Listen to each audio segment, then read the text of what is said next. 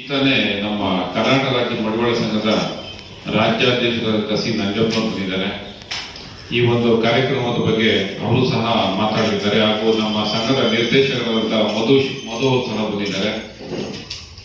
ಈ ಒಂದು ಕಾರ್ಯಕ್ರಮಕ್ಕಾಗ ಕೆಲವು ವಿಚಾರ ಹಂಚ್ಕೊಂಡಿದ್ದೀವಿ. ಇನ್ನು ಕೆಲವು ವಿಚಾರಗಳನ್ನ ನಮ್ಮ ರಾಜ್ಯಾಧ್ಯಕ್ಷರು ಹೇಳ್ತಾರೆ. ಹಾಗೆ ನಮ್ಮ ನೌಕರ ಸಮಿತಿಯಾದಂತಹ ಶಿವಕುಮಾರ್ ಸಹ ಅವರು ಸಹ ಹಂಚ್ಕೊಂತಾರೆ. ನಮ್ಮ ರಾಜ್ಯಾಧ್ಯಕ್ಷರು ನಂಜಪ್ಪನವ್ರನ್ನ ಕೊಡಬೇಕು. ಎಲ್ಲ ಪತ್ರಿಕಾ ಮಾಧ್ಯಮ ಸ್ನೇಹಿತರಿಗೆ ವಂದನೆಗಳು. ಈ ದಿವಸ ನಾವು ಪತ್ರಿಕಾಗೋಷ್ಠಿಯನ್ನ ಏನು ಯಾಕೆ ಮಾಡ್ತಾ ಇದ್ದೀವಿ ಅಂತಂದ್ರೆ ಪ್ರತಿಭಾ ಪುರಸ್ಕಾರ ಏನು ನಮ್ಮ ಜನಾಂಗದ ಏನು SSLC ಮತ್ತು PUC ಅತಿ ಹೆಚ್ಚು ಅಂಕ ಗಳಿಸಿರುವಂತವರಿಗೆ ಪ್ರೋತ್ಸಾಹ ಮಾಡೋದಕ್ಕೋಸ್ಕರ ನಾವೊಂದು ಪ್ರತಿಭಾ ಪುರಸ್ಕಾರ ಮಾಡ್ತಾ ಇದ್ದೀವಿ. ಅದನ್ನ ಈಗ ಮಾಡಿದ್ದು ಯಾಕೆ ಏನಕ್ಕೆ ಅಂತ ನಮ್ಗೆ ಈಗ ಸರ್ಕಾರ ಒಂದು ವರದಿ ಮಾಡಿದೆ. ಸರ್ಕಾರದಲ್ಲಿ ಈಗ ಮೊನ್ನೆ ಸರ್ವೆ ಮಾಡಿದಾಗ ಏನು ಈ ಸರ್ವೆ ಈ ಯಾವ ಜನಾಂಗ ಯಾವ ಎಷ್ಟೆಷ್ಟು ಓದ್ತಾ ಇದ್ದಾರೆ ಜನಾಂಗದ ಜನ ನಮ್ದು 1.01% ಇರತ್ತೆ. ನಮ್ಮ ಜನಾಂಗಕ್ಕೆ ನಾವು ಜನಾಂಗದಲ್ಲಿ ಎಷ್ಟು ಪರ್ಸೆಂಟ್ ಓದ್ತಾ ಇದ್ದಾರೆ ಅನ್ನೋದು ಮಾಡಿರೋದು ನೋಡಿದ್ರೆ ನಮಗೆ ಅತಿ ಪ್ರಯುಕ್ತಿ ಆಗ್ತಾ ಇದೆ. ನಮ್ಗೆ ಅಷ್ಟೊಂದು ನಮ್ಮವರು ಓದೋದಕ್ಕೆ ತುಂಬಾ ಮುಂದೆ ಬರ್ತಾ ಇದ್ದಾರೆ. ನಮ್ಮವರು ಹಾಗೆ ಪ್ರೋತ್ಸಾಹ ಮಾಡ್ತಾ ಇದ್ದಾರೆ. ನಾವು 11 ವರ್ಷದಿಂದ ಪ್ರತಿಭಾ ಪುರಸ್ಕಾರ ಮಾಡಿಕೊಂಡು ಎಲ್ಲರಿಗೂ ಮಾಡಿರೋದಕ್ಕೋಸ್ಕರ ಈಗ IAS ಆಗಿದ್ದಾರೆ. ಇಲ್ಲ ಮೊನ್ನೆ ನಮ್ದು ಒಬ್ರು ಫಸ್ಟ್ ಒಬ್ರು ಆಗಿದ್ರು. ಮೊನ್ನೆ ಒಂದು ಮಹೇಶ್ ಮಡಿವಾಳ ಅಂತ ಬಿಜಾಪುರದಲ್ಲಿ IAS ಆಗಿದ್ದಾರೆ. ಈ ತರ ಆಗ್ತಾನೆ ಇದ್ದಾರೆ. ಅವ್ರು ಪ್ರೋತ್ಸಾಹ ಕೊಡ್ತಾ ಇರೋದ್ರಿಂದ ಹೆಚ್ಚು ಜನ ಮುಂದೆ ಬರ್ತಾ ಇದ್ದಾರೆ. ನಮ್ಗೆ ಆದ್ರಿಂದ ನಾವು ಓದೋರ್ಗೆ ಈ ಫೀಸ್ಗಳು ಏನಾದ್ರು ಕಟ್ಟಕ್ಕೆ ಶಕ್ತಿ ಇದ್ದವ್ರು ಬಡವ್ರು ಏನೋ ಹುಡುಕಿ ಅವ್ರ ಮನೆಗಳಿಗೆ ಹೋಗಿ ಅದನ್ನು ಸರ್ವೆ ಮಾಡಿ ಆ ಫೀಸ್ ಕಟ್ಟೋಕ್ಕೂ ನಾವು ಈ ನಮ್ಮ ಮಕ್ಕಳಿಗೆ ನಾವು ಮಾಡ್ತಾ ಇದ್ದೀವಿ. ಈ ಪ್ರತಿಭಾ ಪುರಸ್ಕಾರದಲ್ಲಿ ಅತಿ ಹೆಚ್ಚು ಅಂಕ ಗಳಿಸಿರೋರಿಗೆ ಒಂದು ಈಗ ನಮ್ಮ ಸೆಕ್ರೆಟರಿ ಅವ್ರು ಮಾತಾಡಿ ಹೇಳಿದ್ದಾರೆ. ಆ ಥರ ಏನು ಕ್ಯಾಶು, ಒಂದು ಮೆಡ್ಲು, ಮತ್ತೆ ಮೂಮೆಂಟ್ ಎಲ್ಲ ಕೊಟ್ಟು ಅವರಿಗೆ ನಾವೇನು ಕೊಡೋದೇನು ಲೆಕ್ಕ ಇಲ್ಲ. ಅವ್ರು ಏನು ಕೇಳ್ತಾರೆ ಕೆಲವರೆಲ್ಲ, ಸರ್ ನಮಗೆ ಅದು ದುಡ್ಡು ಅದೆಲ್ಲ ಬೇಡ, ನಾವು ಕರ್ಕೊಂಡ್ರೋದಕ್ಕೆ ನೀವು ಗುರುಸ್ತೀರಾ, ಅದೇ ನಮಗೆ ಸ್ಫೂರ್ತಿ, ನಮ್ಗೆ ತುಂಬಾ ಖುಷಿ ಆಗುತ್ತೆ ಸರ್ ಅಂತ ಪೋಷಕರು ಹೇಳ್ತಾರೆ. ಹಂಗಾಗಿ ನಾವು ಸುಮಾರು 8 ಲಕ್ಷ ಖರ್ಚು ಮಾಡಿ ಅದೊಂದು ಪ್ರತಿಭಾ ಪುರಸ್ಕಾರ ಮಾಡ್ತಾ ಇದ್ದೀವಿ. ಅದಕ್ಕೆ ಯಶಸ್ವಿ ಆಗೋಕ್ಕೋಸ್ಕರ ನೀವು ನಿಮ್ಮ ಮುಖಾಂತರ ಯಶಸ್ವಿ ಆಗ್ಬೇಕು. ಯಾಕೆಂದ್ರೆ ಇಡೀ ಇದನ್ನ ಎಲ್ಲ ಮೀಡಿಯಾದಲ್ಲಿ ಎಲ್ಲ ರಾಜ್ಯಾದ್ಯಂತ ತಿಳಿಸಿದ್ರೆ ನೀವು ಅವರು ಅಪ್ಲಿಕೇಶನ್ಸ್ ಕಳಿಸ್ತಾರೆ. ಕಳಿಸಿದ ಪ್ರಕಾರ ನಾವು ಅದನ್ನ ಏನು ನಮ್ಮ ಶಿವಕುಮಾರ್ ಅವ್ರು ಹೇಳ್ತಾರೆ ಅದು ಏನೇನು ಎಷ್ಟು ಪರ್ಸೆಂಟೇಜ್ ಇದೆ ಅಂತ. ಆ ಪರ್ಸೆಂಟೇಜ್ ಇಟ್ಟಿರೋದಷ್ಟಕ್ಕೆ ಜನ ಅತಿ ಹೆಚ್ಚು ಜನ ಬರ್ತಾ ಇದ್ದಾರೆ. ಹಾಗಾಗಿ ಲಾಸ್ಟ್ ಟೈಮ್ 600 ಜನ ಕೊಟ್ಟಿದ್ದೀವಿ. ಹೀಗಾಗಿ ಆಗ್ತಾನೆ ಇದೆ. ಅದರಿಂದ ಇದನ್ನ ನೀವು ಹೆಚ್ಚು ಪ್ರಚಾರ ಪಡಿಸಿ ಈ ಕಾರ್ಯಕ್ರಮ ಯಶಸ್ವಿ ಮಾಡೋದಕ್ಕೆ ನಿಮ್ದು ಸಹಕಾರ ತುಂಬಾ ಇದೆ ಅಂತ ಭಾವಿಸಿ ನಿಮ್ಮ ಈ ದಿವಸ ನೀವೆಲ್ಲ ಬಂದು ನಮ್ಗೆ ಪ್ರೋತ್ಸಾಹ ಕೊಡ್ತೀರಿ ಅಂತ ನಂಬಿ ಇದ್ರ ಬಗ್ಗೆ ನೌಕರ ಸಮಿತಿ ಅಧ್ಯಕ್ಷರಾದಂತ ಶಿವಕುಮಾರ್ ಅವರು ಮಾತಾಡ್ತಾರೆ. 600 ಜನಕ್ಕೆ ಕೊಡ್ತೀವಿ ಅಲ್ವಾ? 600 ಜನಕ್ಕೆ ಕೊಟ್ಟಾಗ 10th ಅವ್ರಿಗೆ ಎಷ್ಟು ಪೇ ಮಾಡಿದ್ರಿ ಮತ್ತೆ PUC ಅವ್ರಿಗೆ ಎಷ್ಟು ಪೇ ಮಾಡಿದ್ರಿ? SLC ಟಾಪರ್ಸ್ ಅಂತ ಮಾಡ್ತೀವಿ. ಅದೇ ಟಾಪರ್ಸ್ ಅವ್ರಿಗೆ ಟಾಪರ್ಸ್ಗೆ 5,000 ರೂಪಾಯಿ ಕೊಡ್ತಾ ಇದ್ವಿ. ಅವ್ರದ್ದು 2.5 ಹಂಗೆ ಟಾಪರ್ಸ್ ಅಂತ ಒಟ್ಟು ಈಗ ಪರ್ಸೆಂಟೇಜ್ ಅಲ್ಲಿ ಟಾಪರ್ಸ್ ಎಲ್ಲಾ ವಿಭಾಗಗಳು SLC PUC ಮತ್ತೆ PUC ಅಲ್ಲಿ 3 ವಿಭಾಗ ಅವರೆಲ್ಲ ಟಾಪರ್ಸ್ ಅಂತಂದ್ರೆ ಈಗ 99 ಅರ್ಜಿ ಹಾಕಿರೋರು ಯಾರು ಜಾಸ್ತಿ ಮಾರ್ಕ್ಸ್ ತಗೊಂಡಿದ್ದಾರೆ ಅವ್ರು ಮಾತ್ರ ಜಾಸ್ತಿ ಕೊಡ್ತೀರಾ? ಕೊಡ್ತೀನಿ, ಎಲ್ಲಾರ್ಗೂ ಕೊಡ್ತೀನಿ. ಏನು ಕೊಡ್ತೀವಿ? ಬಿಟ್ಟೋದವ್ರಿಗೆ ಏನು ಇದೆಲ್ಲರಿಗೂ 2,500 ರೂಪಾಯಿ ಕ್ಯಾಶ್ ಪ್ರೈಸ್. Okay sir. ಮತ್ತೆ ಅಪ್ರಾಕ್ಸಿಮೇಟ್ಲಿ ನಿಮ್ಗೆ ಎಷ್ಟು ಖರ್ಚಾಯ್ತು ಸರ್? ಲಾಸ್ಟ್ ಇಯರ್ಸ್ ಒಂದು 8.5 9 ಲಕ್ಷ ಖರ್ಚಾಯ್ತು. ಈ ವರ್ಷ ಎಷ್ಟು ಖರ್ಚು ಮಾಡ್ಲಿಕ್ಕೆ ರೆಡಿ ಇದೆ ಸರ್? ಈ ವರ್ಷ ನಾನು ಹೇಳ್ತೀನಿ 15 ಲಕ್ಷ ಖರ್ಚು ಮಾಡಬೇಕು ಅಂತ ನಮ್ದು ನಾಳೆ ಬಜೆಟ್ ರೆಡಿ ಮಾಡ್ತೀನಿ. ಯಾಕೆಂದ್ರೆ ಒಂದು ನಿಮಿಷ, ಯಾಕೆಂದ್ರೆ ಈ ಒಂದು ಮಾಹಿತಿಗಾಗಿ ಈ ನಮ್ಮ ಕರ್ನಾಟಕ ರಾಜ್ಯ ಮಡಿವಾಳ ಸಂಘ ಅವಾಗ ಹೇಳಿದ್ರೆ 33 ಇಸ್ವಿ ಸ್ಟಾರ್ಟ್ ಆಯ್ತು. ಇವು ಪ್ರತಿ ಪುರಸ್ಕಾರನ ಸ್ಟಾರ್ಟ್ ಮಾಡಿದ್ರೆ ಸಿ ನಂಜಪ್ಪನವರು.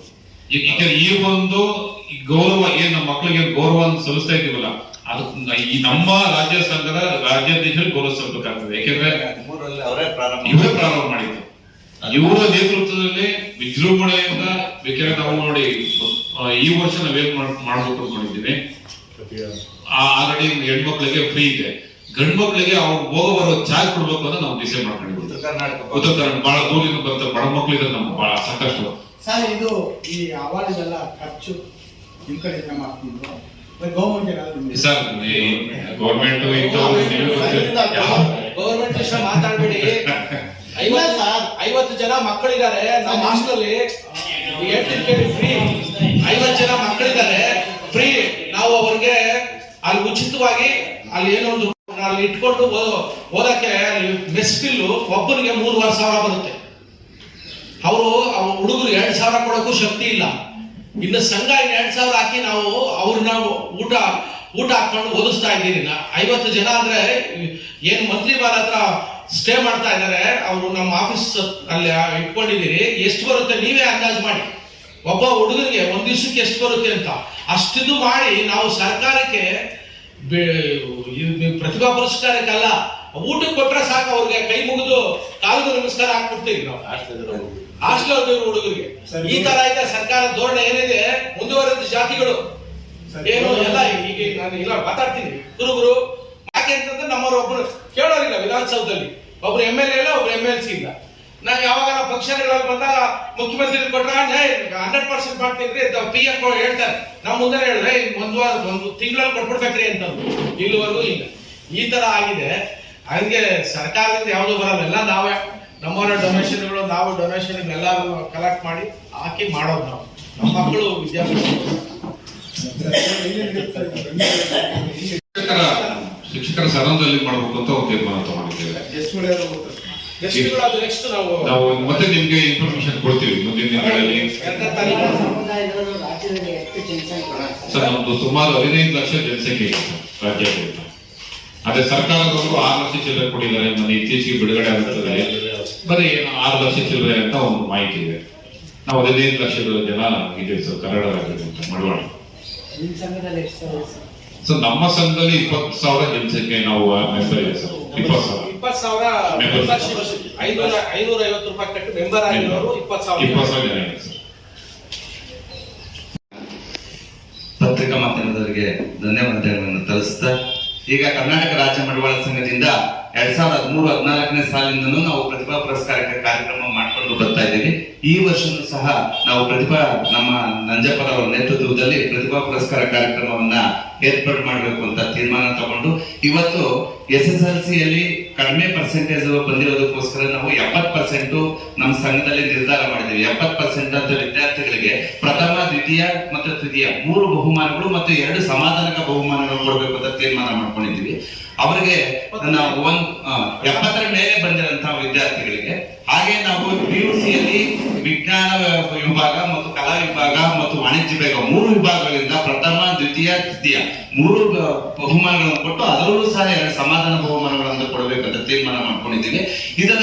ಇದಕ್ಕೆ ನಾವು ನಮ್ಮ ಅಧ್ಯಕ್ಷರ ನೇತೃತ್ವದಲ್ಲಿ ಏನ್ ಮಾಡಿದೀವಿ ಅಂದ್ರೆ, ನಾವು ಒಂದು ಫಲಕ ಮತ್ತೆ ಅವರಿಗೆ ಒಂದು ಶಾಲು, ಒಂದು ಹಾರ ಮತ್ತೆ ಅವರಿಗೆ ಪ್ರಶಸ್ತಿ ಪತ್ರ ಮತ್ತು ಕ್ಯಾಶ್ ಪ್ರೈಸ್ ಅಂದ್ರೆ ನಾವು ಇದು ಮಾಡಿ ಕೊಡಬೇಕು ಅಂತ ನಮ್ಮ ಸಂಘದಲ್ಲಿ ನಿರ್ಧಾರ ಮಾಡಿದ್ದೀವಿ.